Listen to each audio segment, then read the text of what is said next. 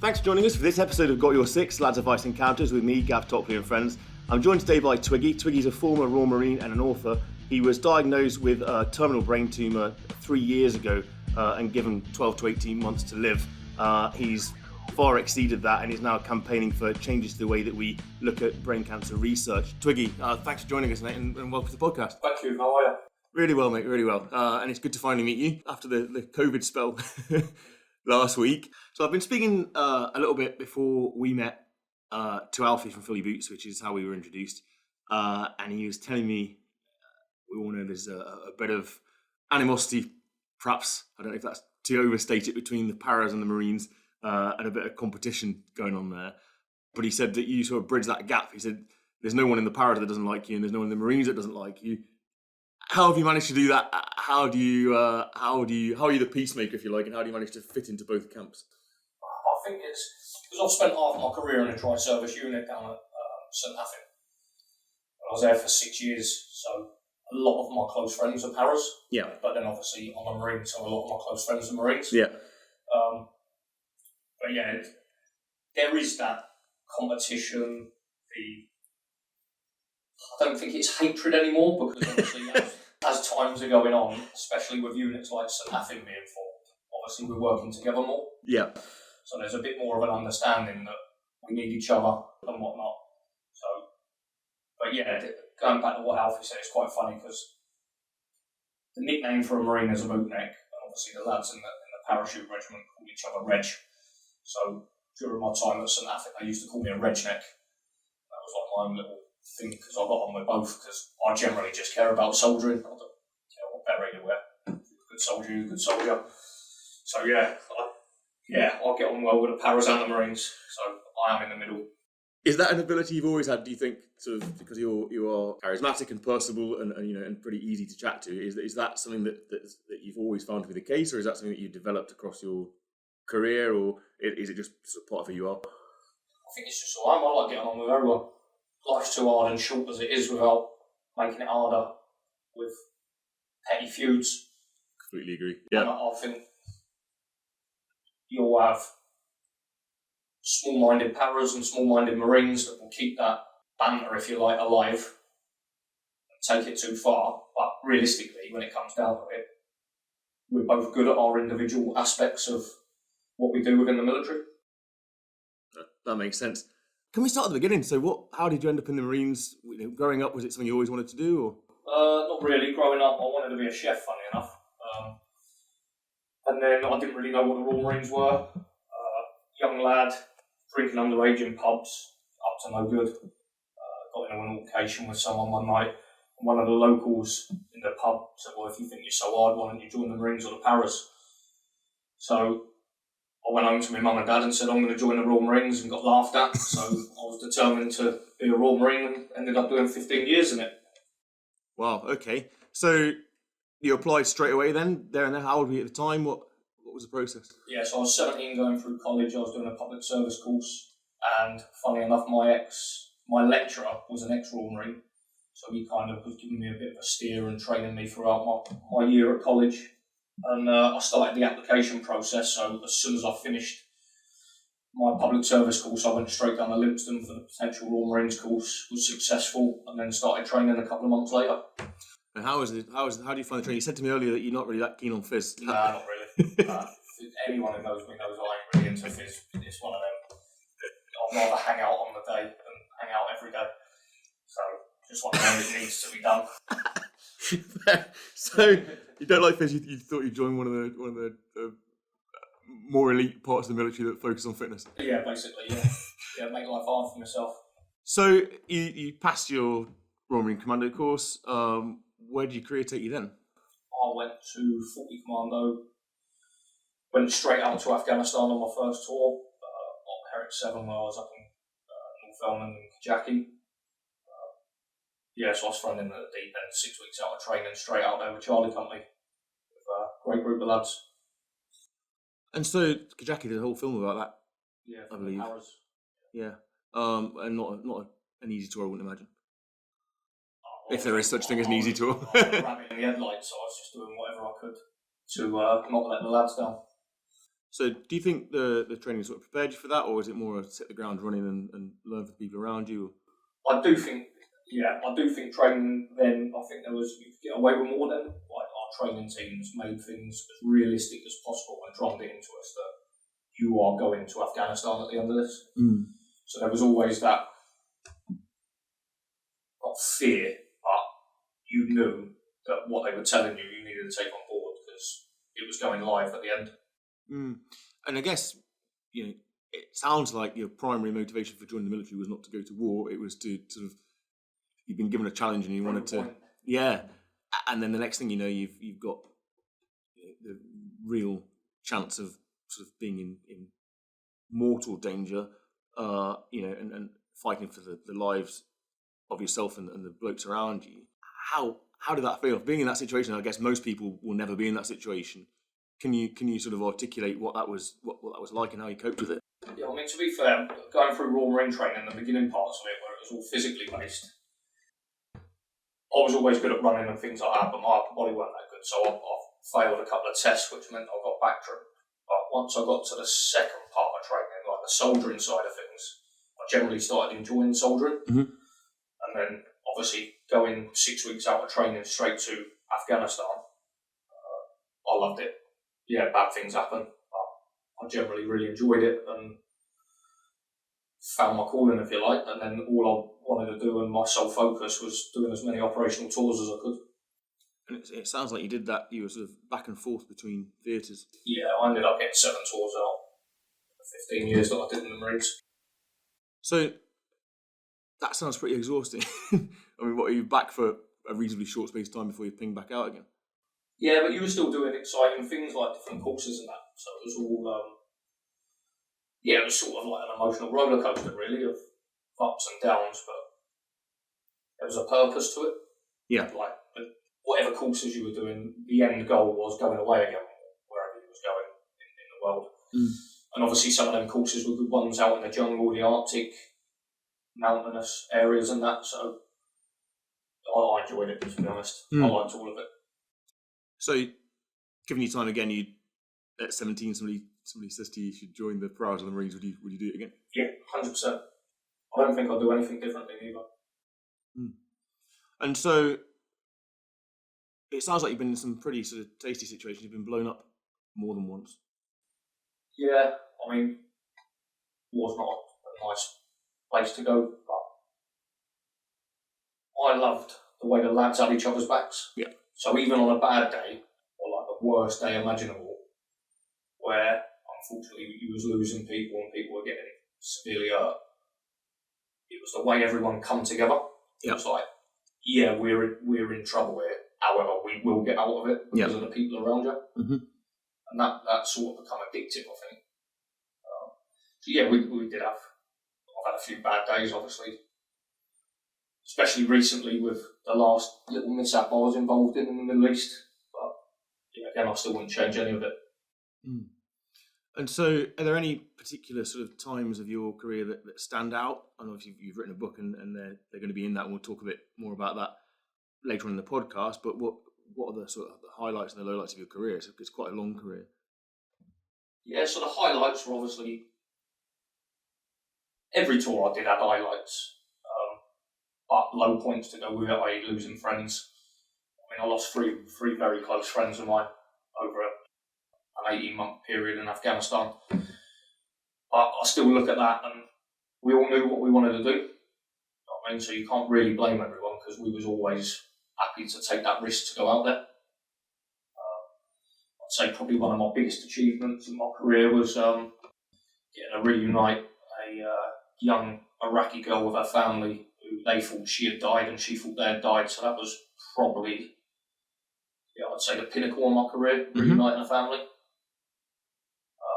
And then just the general stuff going through some tours I did where I was embedded with foreign militias and things, militaries, and just seeing how your input was helping them in their fight to take back their own countries.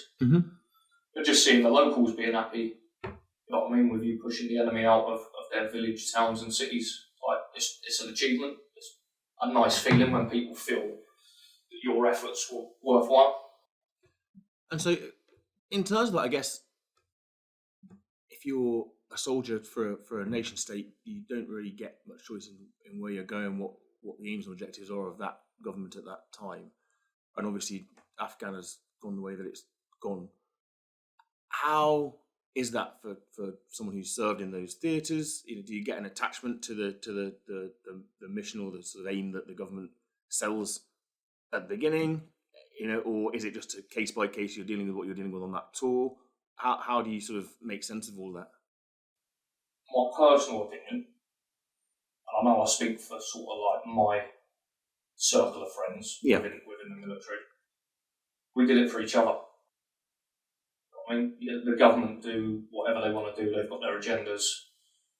I'm there for the lad to the left and the right of me. Yeah. You know what I mean? Don't get me wrong, I get enjoyment out of seeing the locals because I don't like bullies. Yeah. And I see the enemy as bullies because they come in and they use kids to put suicide vests on them and hide behind them, use them as shields, and I don't like any of that. But ultimately, my aim was to go out there for the lads.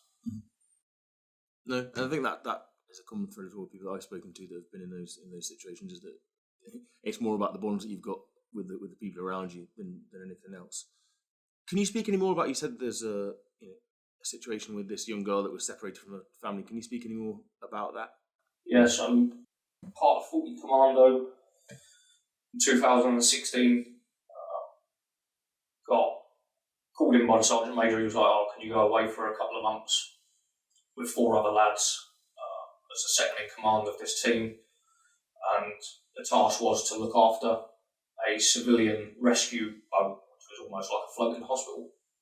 And what they were doing is they were operating between Greece and Turkey and rescuing as many people as they could who were fleeing ISIS from Iraq and Syria. Mm-hmm. Because what they were doing was obviously crossing the border into Turkey, getting onto the beaches, then paying people smugglers €1,000 per person to stick them on any form of craft that would float, and then they were doing sort of about a 2-hour sail from Turkey to all the Greek islands in the Aegean Sea.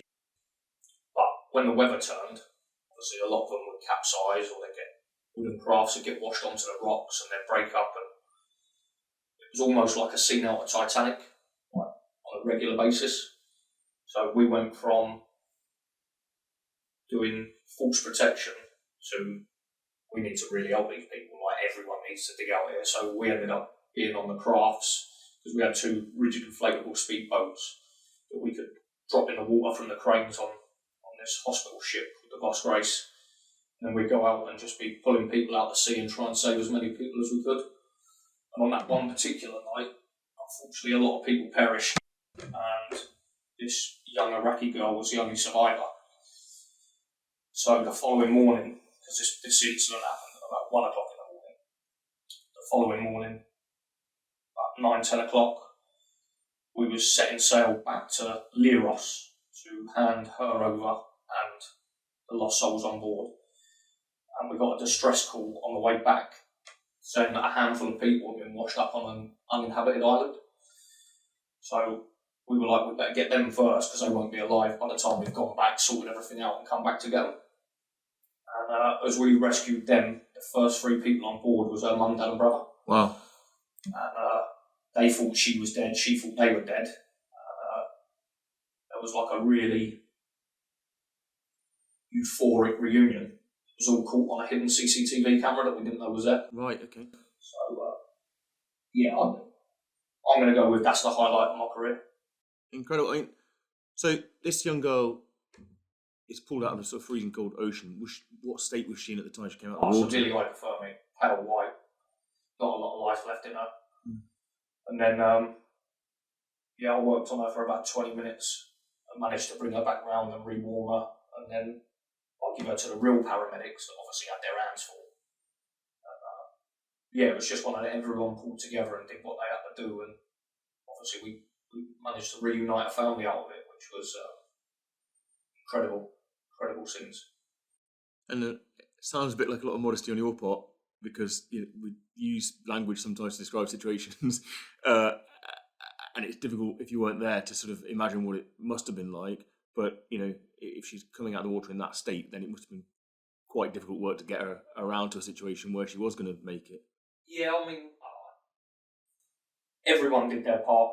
Everyone had a part to play. I mean, there weren't that many of us there, so it was 110 mile an hour. But the team come together, and in the 2 and a bit months we were out there, we managed to save 2,800 people. Wow. So we managed to come home with a real sense of achievement. And that weren't, I did this and I did that, we did this and we did that. As a team. Yeah. And that goes for the UK Border Force that was with us, the civilian crew, civilian paramedics, and then us 5 Marines. That's incredible. I mean, so you're there day in, day out, and essentially what you're having to do is pull bodies out of the water of people who have been fleeing in terror from difficult situations. How do you deal with that, Dane? I mean, again, we sort of use words that might almost, as a coping strategy, to minimise what went on, but the actual grim reality of what you've been asked to do sounds like something that most people would struggle with. Yeah, and I mean, unfortunately, the team before us, they did some outstanding work out there as well. Unfortunately, most of their team got medically discharged with post-traumatic stress disorder. And you can understand why, but at the same time, the way I look at things, if we wasn't there, a lot more people would have perished. Mm-hmm. So, it sounds harsh, but you can't save everyone. No. You just can't, because you need more manpower, and you need more shipping. It just wasn't. So we did the best we could do. So as long as you can come home and think, we give it everything. That's how I deal with it anyway. 100%. I mean, obviously around that time there's a lot of press reporting, some of it quite critical of the people who were trying to find that help. Does that affect you when you see that, and you've sort of, because obviously these are people who are writing in the abstract about things they've not been up close and personal with, and perhaps in a way that suggests they don't fully understand the situation? Do you...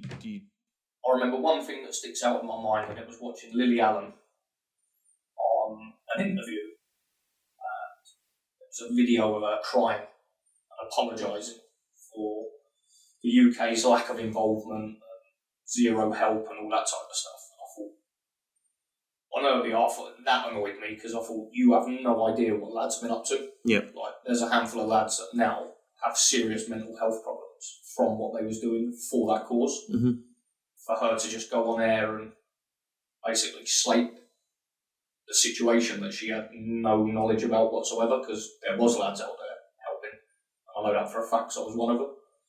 So I just, one of them, if you haven't been involved in it, I don't really think you have the right to criticise. Mm. And I guess that's sort of something that doesn't just relate to that situation across your career. There's other things that you've done where, for security reasons or political reasons or whatever, it's not in the public domain. That must be quite frustrating when you see things being written that you know are not factual. Yeah, you just got to get on with it. As you said, there are a few things that I've done as part of a different unit within the military, still as a Royal Marine, but working more independently. But to do them type of jobs, you have to take the secrecy that goes with it. Mm. So you don't get the fanfare, or you can brag about it. Mm-hmm. Not that you want to brag, but yeah, there are reasons that things should be kept quiet. Mm-hmm. But people have their opinions, and you just got to let it go over your head. For sure. So you joined the Marines to prove a point. You served a considerable amount of time, and then you left as the most decorated Royal Marine. At that lowest rank, I was lucky enough when I was in hospital. The head of the Marines at the time, the Corps RSM, he come up to see me in hospital with my branch sponsor, and they said that I was going to be their first junior rank of the Royal Marines to be honoured with a top table, which was a lovely gesture, because you have to do 22 years and be over the rank of sergeant for one of them. Mm-hmm. I hadn't done either. At the time, I'd only done 13 years and was a lance corporal. So to get that and to celebrate my career with 74 of my closest friends, it was special. Decorated, 7 tours and left with a couple of medals, so I was happy with that. Still that modesty.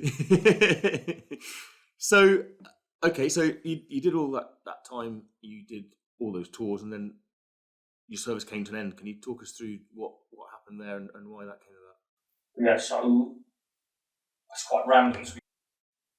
So I was deployed in the Middle East on operations against ISIS, and I was the anti-tank advisor for the push through this certain area when the team that I was part of got struck with a thermobaric missile. It was actually an American-made anti-tank missile that ISIS had managed to acquire. Was flown back to the UK. Obviously, we had a couple of very serious casualties that we got rid of there and then in Kazakhstan. And then the following day, another 4 of us were medevaced because we were a bit unstable on our feet. The hierarchy and the doctor on the ground wanted us scanned and checked to make sure that there wasn't anything going on. So we flew back to Birmingham Hospital, had some relevant testing, was booked in for an MRI scan, but that was going to take another 3.5, 4 weeks. So I said I wanted to go back into theatre and then book my MRI scan for my R&R. So I flew back into theatre, did another month on the ground with the lads. This is after getting blown up. Yeah. Okay. Then come back from my R&R. And the deal was that I went straight to Birmingham Hospital, had my scan, then went on my R&R. So it was a Wednesday afternoon. I was due to fly back in the theatre the following day on a Thursday afternoon. Got a phone call from the colonel in the medical regiment up there. She was like, "You need to be in the hospital at 8 o'clock tomorrow morning, don't drive." Okay. So I said to her on the phone, I said, I'm flying back in the theatre tomorrow for in the afternoon, so I'll have to see you in a couple of months when I get back. She was like, "Nah, you'll be here tomorrow, your flight's cancelled." Right. So I had to get my mum to drive me to Birmingham Hospital. Were you worried at that point? I mean, what did you think was going on? Well, the only thing that concerned me was the fact that they said don't drive. So I thought, maybe I had a little bleed on the brain or something from the blast wave when we got hit with that rocket. So I went in for another MRI scan, they pumped me with ink, and then I got taken from the MRI scanner into a room. And I remember walking in there, it was like walking into the Lions Den, there was just a load of people in a hollow square with suits and clipboards and whatnot. And I remember walking in and saying to my mum, I was like, "Well, this don't look fucking good, does it?" And that was it. They sat me down and said I had a brain tumour. So I was like, "Alright." Alright. So they were like, "You need brain surgery." I said, "Alright, well, I'm flying back in the theatre at 4 o'clock this afternoon. Can we deal with this in 3 months' time when I get home and I've got my post-tour leave?" They were like, "Nah." So what was driving that?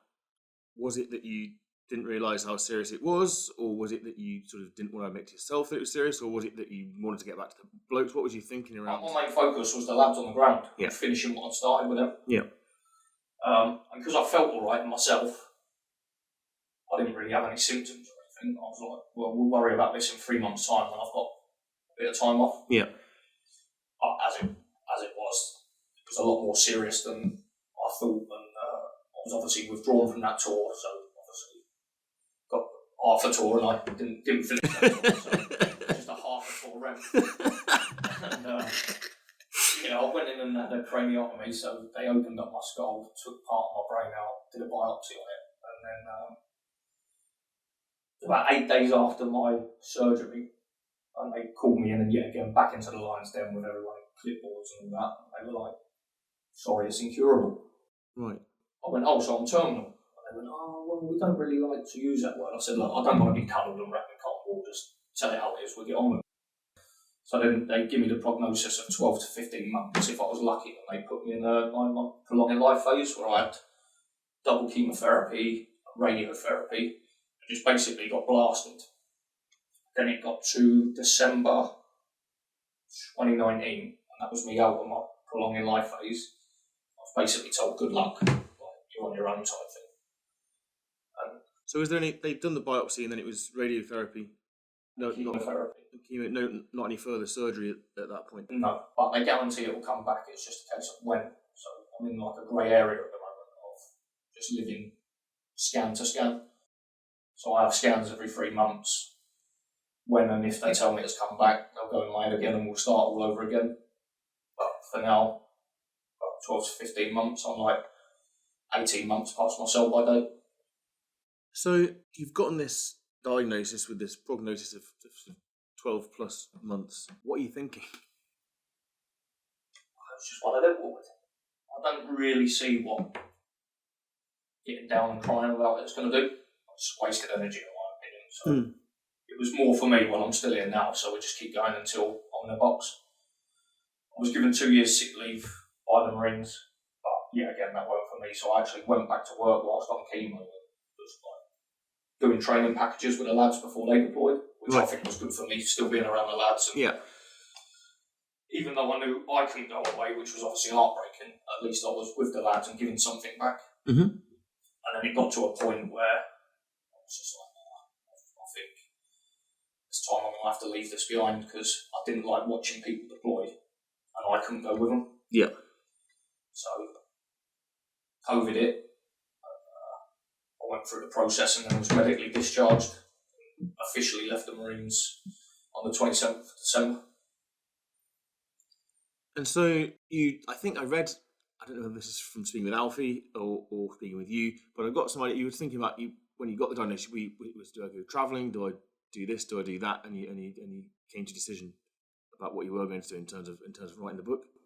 Yeah, so that was more of a COVID thing, to be fair, that pushed me into that. Obviously, you sit there and you're like, do I just go and spend my money on the piss and all this and that? But obviously, I've got kids, so then you've got to think sensibly what you're going to leave them. And then ultimately, I was like, well, I've got kids that look up to me. I can't just turn into an alcoholic and just booze the last of whatever I've got away.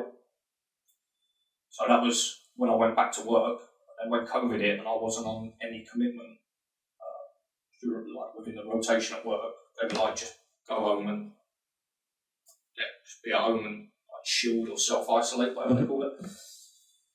And then I was like, this is boring. So then I put pen and paper and ended up writing a book.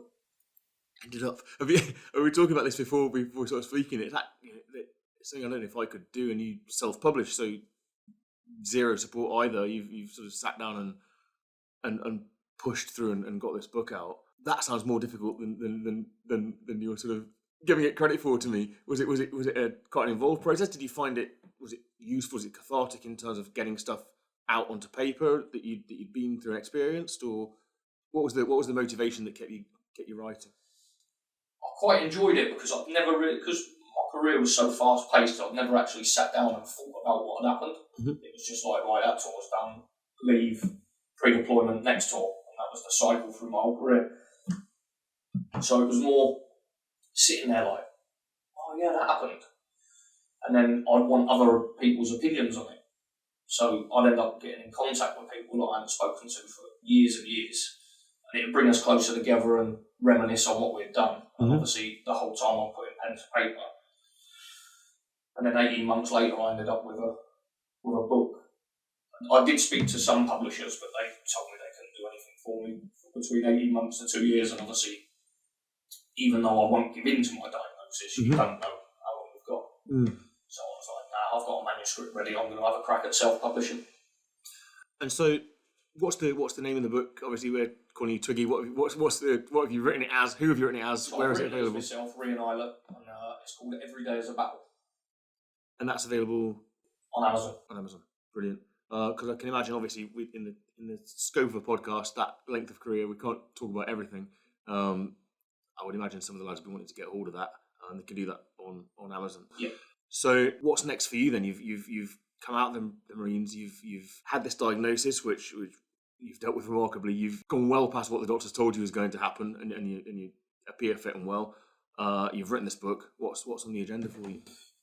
In an ideal world, hopefully, my aim is to try and break into the motivational speaking world and try and help people that maybe don't have as much or any support. And just try and show people that no matter how bad things are, if you attack it with the right mindset, good things will come of that.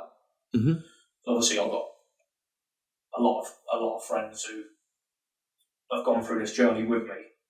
So I'm very fortunate with the people I've had around But you get people that suffer because they don't have that. And I want to try and show people that it's never over till it's over. Like, no matter how bad you're feeling, it's never that bad. And how do you get to that mindset? Is this something that you've always had? Is it something that you think is a result of your training in your career, or where has it come from? Because obviously not everyone in your situation would deal with it as well as, or in the way that you're dealing with it. I think it's always been in me, and I think my career brought it more to the forefront. Just never wanting to lose, never giving up. My favourite 2 words is no surrender. Yeah. That's it. Won't surrender to anything.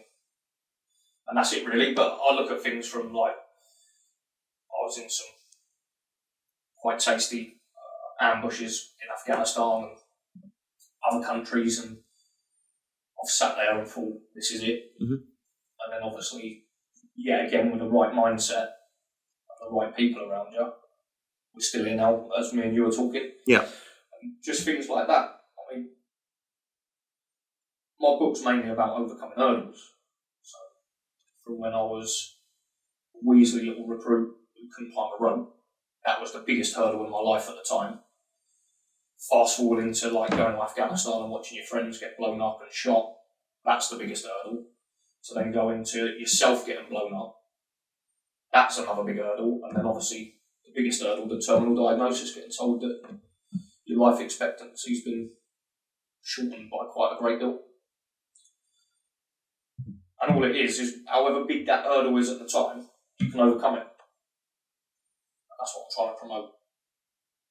Sure, and it's like the hurdles have gotten bigger as you've progressed by. I don't know what the next one will be. We'll attack that with the same attitude. Yeah, no, and I think that's a brilliant approach to have. What advice would you give?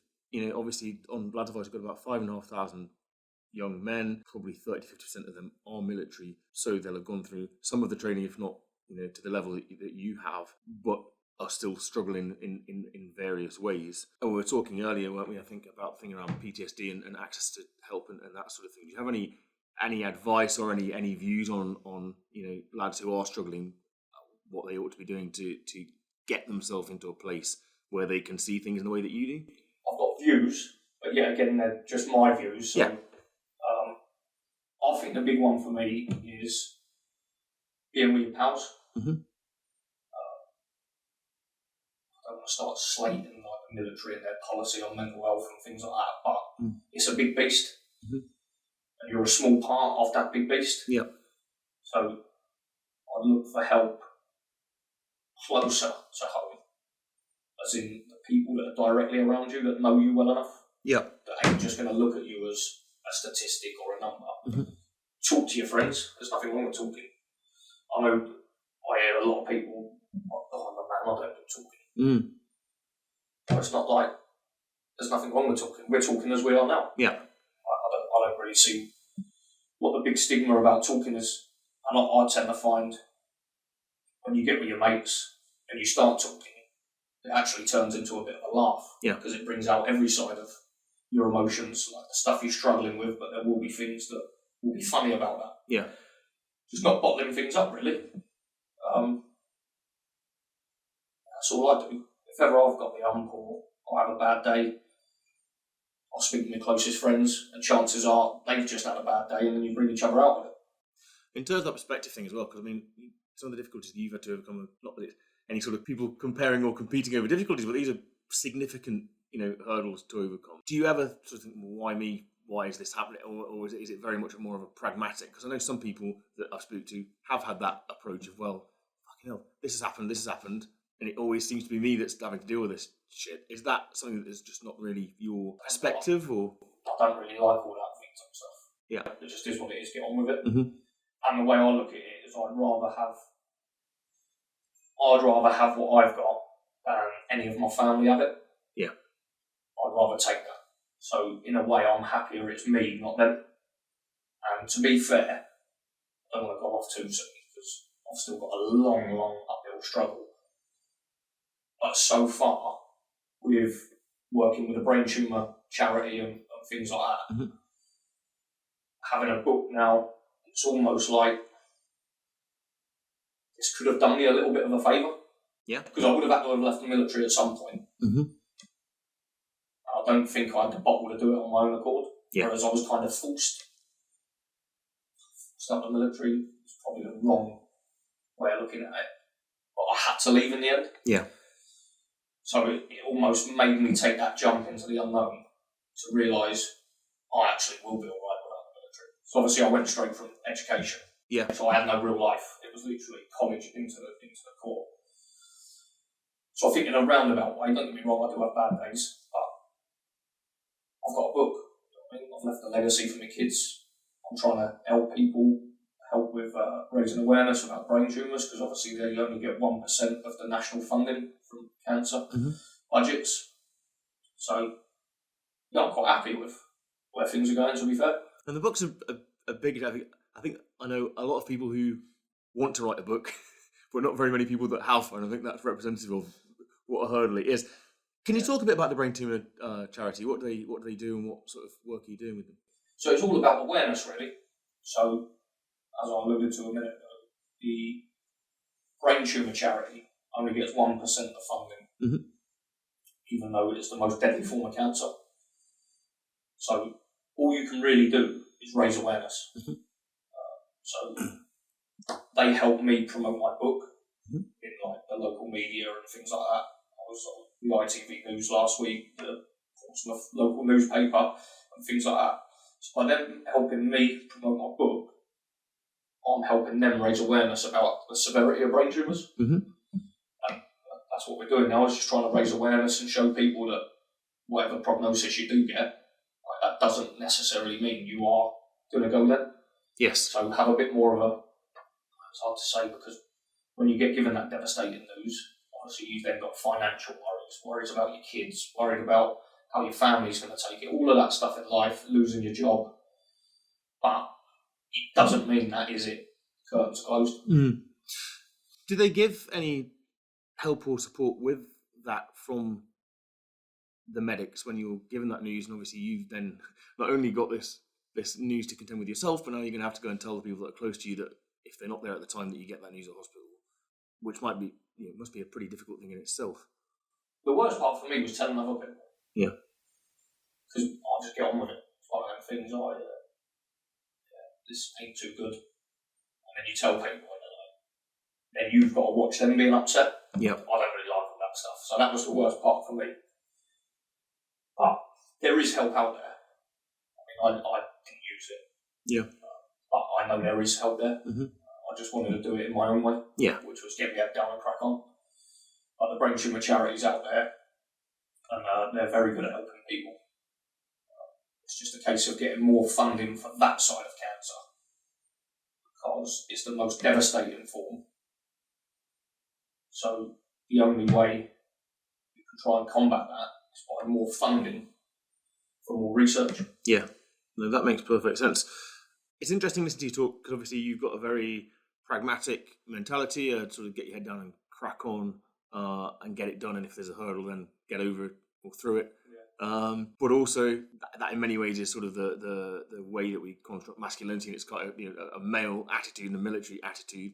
But also it's interesting to still hear you talk about the importance of connection, the importance of friends and family around you, and being able to communicate with them, because that's something that's come up over and over again in the group with sort of young lads who are in the military, is a difficulty in doing that, partly because they don't want to be seen as being weak, partly because they don't want to be seen, and to use their words, as the admin case who is sort of blagging to not have to do stuff by, and in a lot of the time, that reluctance to speak at that time means that when the problem is dealt with, it's a much bigger problem that could have been dealt with much earlier. So I think it's good to hear someone who's been in your position, and doing the things that you've been doing, to still talk about being able to talk to people. I mean, what would you say if there were young lads listening to this who are struggling and feel unable to speak to people? What advice would you give them? I try and look at things like a light switch. So when you've got to be that hard, aggressive soldier that needs to do what he needs to do, it's on. And then the second that firefight's won, or whatever situation is dealt with, the light switch goes off and you're just a normal person again. Yeah. So you can be both. Mm-hmm. It hasn't got to be on the hard man 100% of the time. Just be the hard man when you need to be, and when you don't need to be. There's nothing wrong with talking to your pals and putting that guard down. It doesn't make you any less of a man or less of a soldier. No. That's how I see it personally anyway. Many of my friends will tell you that. Like, I'm more than happy to cross the line of departure and have a fight with anyone. But at the same time, I'll sit there, have a drink with my pals and talk about things. Yeah. That's the best of both worlds, because you ain't bottling out. For sure, and I think in many ways, actually, it's stronger to be able to have the conversation than to feel like you can't and bottle it up.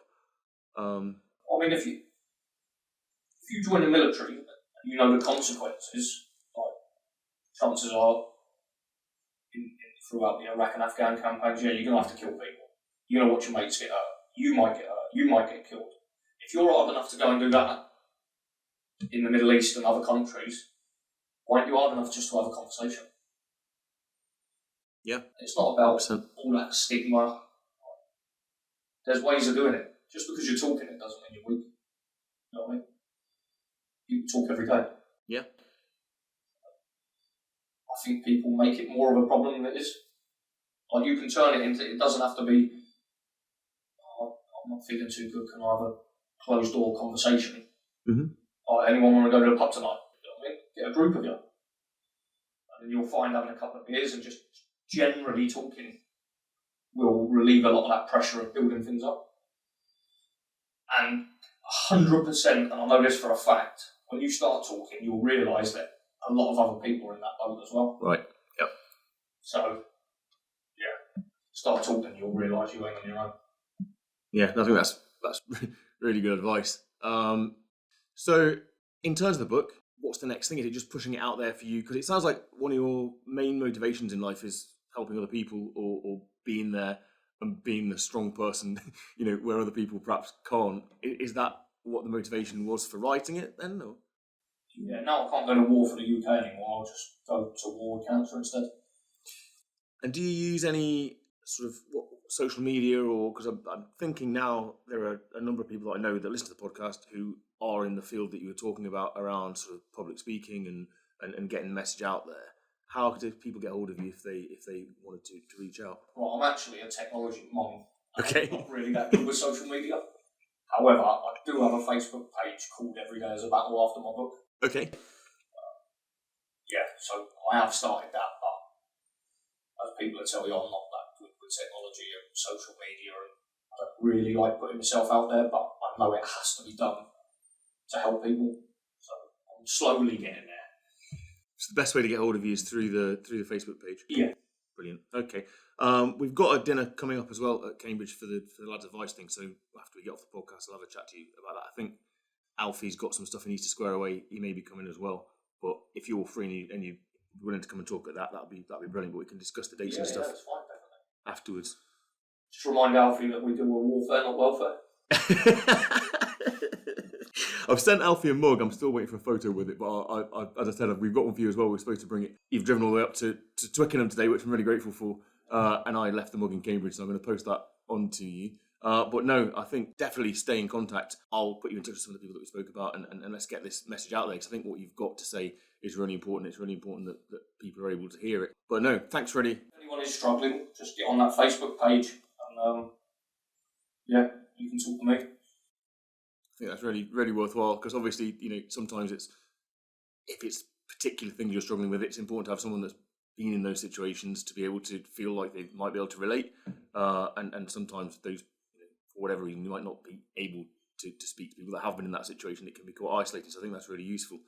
But yeah, brilliant. Thanks ever so much, Twiggy. I'm sure this is not the last time we're going to chat. And thanks for coming and speaking to us. I'll stick all your details for the Facebook and stuff underneath in the description of the podcast so people can get in touch with you. But no, really great to meet you and really appreciate it. You too, thank you very much. Thanks a lot, mate. Take care. Thanks for joining us for this episode of Got Your Six, Lads Advice Encounters with me, Gav Topley, and my guest, former Royal Marine and author Rian Ilett, better known to his friends as Twiggy. If you've been affected by the topics discussed in today's podcast, you can seek support or find more information at thebraintumorcharity.org. If you'd like to contact Twiggy, you can do so on his Facebook page, Every Day is a Battle. If you'd like to find out more about his journey, you can order his book from Amazon, No Surrender, Every Day is a Battle, Fighting Demons, Jihadis and Terminal Cancer by Rian Ilett. As always, if you'd like to contact us, you can do so via the Facebook group, Lads Advice, on Insta, lads_advice, on Twitter, advice_lads, or by emailing ladsadvice@hotmail.com. If you'd like to support our fundraising for Papyrus Prevention of Young Suicide, you can do so at www.justgiving.com/fundraising/Chaz and Gav /Killy. Finally, if you'd like to support the podcast and the group, you can do so at www.patreon.com/Gav Topley. Thanks for listening, and we'll see you next week.